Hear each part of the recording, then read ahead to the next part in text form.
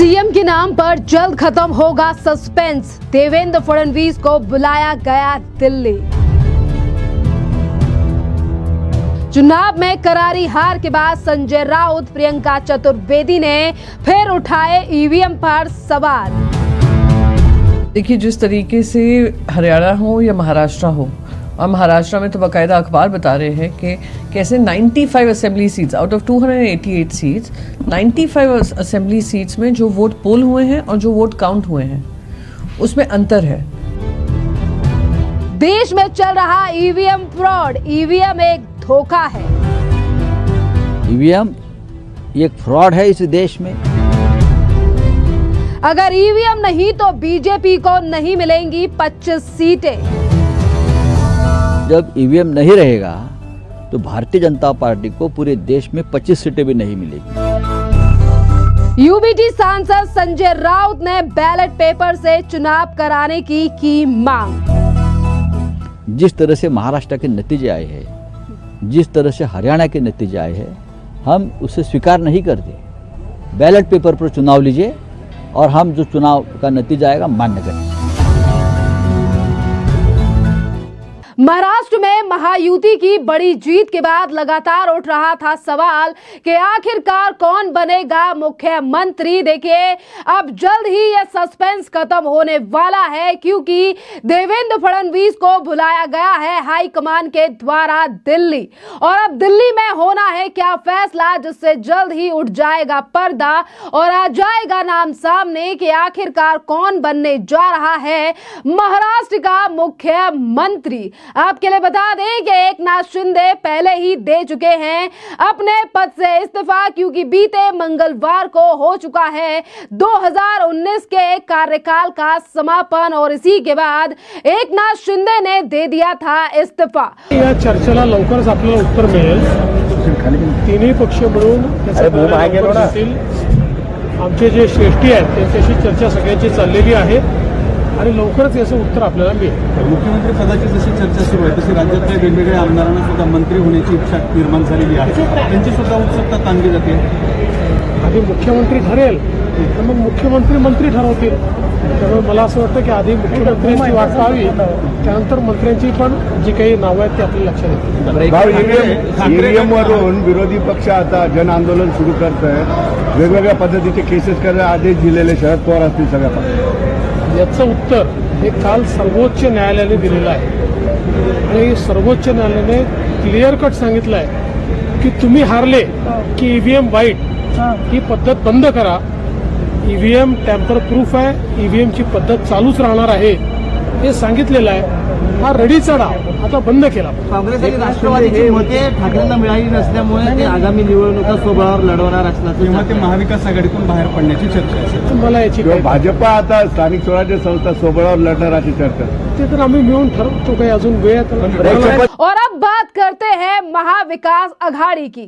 महाराष्ट्र चुनाव में एक बड़ी शिकस्त खाई हुई महाविकास अघाड़ी आज भी अपनी हार को स्वीकार नहीं कर रही है और अब यूबीटी के राज्यसभा सांसद और यूबीटी के ही नेता यानी कि प्रियंका चतुर्वेदी ने ईवीएम को लेकर फिर एक बार खड़े कर दिए हैं सवाल।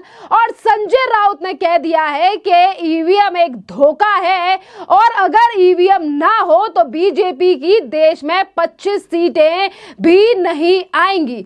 सुनिए संजय राउत का ये बयान। ईवीएम एक फ्रॉड है इस देश में, और जब ईवीएम नहीं रहेगा तो भारतीय जनता पार्टी को पूरे देश में 25 सीटें भी नहीं मिलेगी। जिस तरह से महाराष्ट्र के नतीजे आए हैं, जिस तरह से हरियाणा के नतीजे आए हैं, हम उसे स्वीकार नहीं करते। बैलेट पेपर पर चुनाव लीजिए और हम जो चुनाव का नतीजा आएगा मान्य करें। देखिए, जिस तरीके से हरियाणा हो या महाराष्ट्र हो, और महाराष्ट्र में तो बाकायदा अखबार बता रहे हैं कि कैसे 95 assembly seats out of 288 seats 95 assembly seats में जो वोट पोल हुए हैं और जो वोट काउंट हुए हैं उसमें अंतर है। करीब ऐसे 76 सीट्स हैं जो बता रही हैं कि जो वोट पोल हुए हैं उससे कम गिनती की गई है, और 19 ऐसे हैं जहाँ पे जो वोट किए गए हैं उससे ज़्यादा गिनती की गई है। तो प्रश्न चिन्ह ये उठता है, इलेक्शन कमीशन को has two is like the seizures wife who should be above suspicion, क्योंकि ये हमारी डेमोक्रेटिक रिपब्लिक की बात है जिसकी जिम्मेदारी इलेक्शन कमीशन को दी हुई है। तो सवाल ये है कि क्या ईवीएम को एक मीडियम बनाया जा रहा है to tamper with number of votes polled and counted and to declare winner.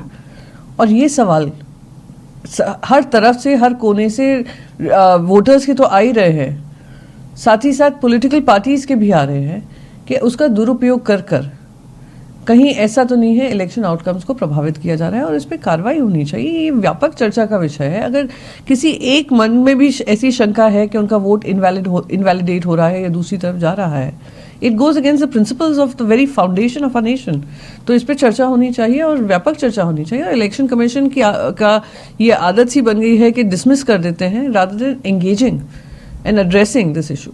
एक तरफ संजय राउत के द्वारा जो है ये लगातार सवाल उठाए गए हैं और इसी के साथ प्रियंका चतुर्वेदी ने कहा है कि देखिए हमें न्याय नहीं मिला है और किस तरीके से ईवीएम को टैंपर्ड किया जा रहा है, जिस पर अब चुनाव आयोग को सख्त कदम उठाना चाहिए क्योंकि लगातार जनता और नेताओं के द्वारा उठ रहे हैं सवाल। देखिए महाविकास अघाड़ी हो या यूबीटी हो, एक बड़ी हार जो है वो महागठबंधन की महाराष्ट्र में हुई है हरियाणा के बाद, जिसके बाद अब लगातार चाहे फिर वो कांग्रेस हो यूबीटी हो, ये पार्टियां लगातार ईवीएम पर सवाल उठा रही हैं। और कल जो याचिका सुप्रीम कोर्ट में लगाई गई थी उसे भी सुप्रीम कोर्ट ने ये कहते हुए खारिज कर दिया था कि जहां आप जीतते हैं वहां ईवीएम सही होता है, जहां आप हार जाते हैं वहां ईवीएम पर सवाल उठाना शुरू कर देते हैं। और ये टिप्पणियां कल सुप्रीम कोर्ट के द्वारा की गई और आज संजय राउत, प्रियंका चतुर्वेदी और तमाम विपक्षी पार्टियों के द्वारा जो ईवीएम पर फिर एक बार गुस्सा फूट रहा है, फिर एक बार जो है वो सवाल उठाए जा रहे हैं, जिस पर अब बीजेपी के नेताओं ने भी हमलावर हो चुके हैं। बीजेपी के नेता और अब बीजेपी ने सवालों का यानी कि विपक्ष पर हमला किया है। वह महाराष्ट्र से ही आते हैं बीजेपी के नेता किरीट सोमैया और उन्होंने भी बड़ा हमला जो है वो संजय राउत और प्रियंका चतुर्वेदी के ऊपर बोला है और उन्होंने कहा है कि अपना मुंह छुपाने के लिए अब ये लोग ईवीएम को मुद्दा बना रहे हैं। सुनिए किरीट सोमैया का ये बयान। अब मुंह छुपाने के लिए विरोधी पक्ष अभी ईवीएम को बीच में ला रहे हैं।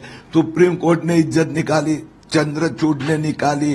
कल महाराष्ट्र चुनाव आयोग ने शरद पवार को आईना दिखा दिया, कह रहे मत डिफरेंस है। अरे भैया पोस्टल बैलेट ने आपने जानबूझकर गिना ही नहीं। तो अब ऐसा है कि जो ईवीएम के कारण महाराष्ट्र में महाविकास आघाड़ी को 48 में से 31 सीट मिली, अब हारने के लिए बहाना की क्यों बात करते? आने वाले 5 साल के लिए उनके लिए अच्छा है। पार्टी को जिंदा रखना, खुद को जिंदा कर रखने के लिए रोज सुबह शाम वो ईवीएम की माला जपते रहे। 5 साल में महाराष्ट्र को देश का पहले नंबर का राज्य बना देंगे। अब ऐसा है कि चुनाव में राहुल गांधी और उद्धव ठाकरे गली गली में ये सब मुद्दे उठाए ना, तो अभी जनता ने ही उसके मुंह पे ताला लगा दिया। हम क्या करें? सिर्फ किरीट सोमैया ही नहीं बल्कि बीजेपी के नेता राम कदम ने भी जो है वो इसी तरीके से विपक्ष राहुल गांधी, संजय राउत और प्रियंका चतुर्वेदी पर हमला बोला है। और उन्होंने कहा है कि कर्नाटका में ईवीएम से जीत हुई तो वहां पे ईवीएम ठीक और महाराष्ट्र में खराब हो गया। इस तरीके से दोनों तरफ से ढोल बजाया नहीं जा सकता है। सुनिए राम कदम का ये बयान। हार जाए तो ईवीएम दोषी और जब जीत जाए तो सब कुछ अच्छा, कैसे होगा इससे?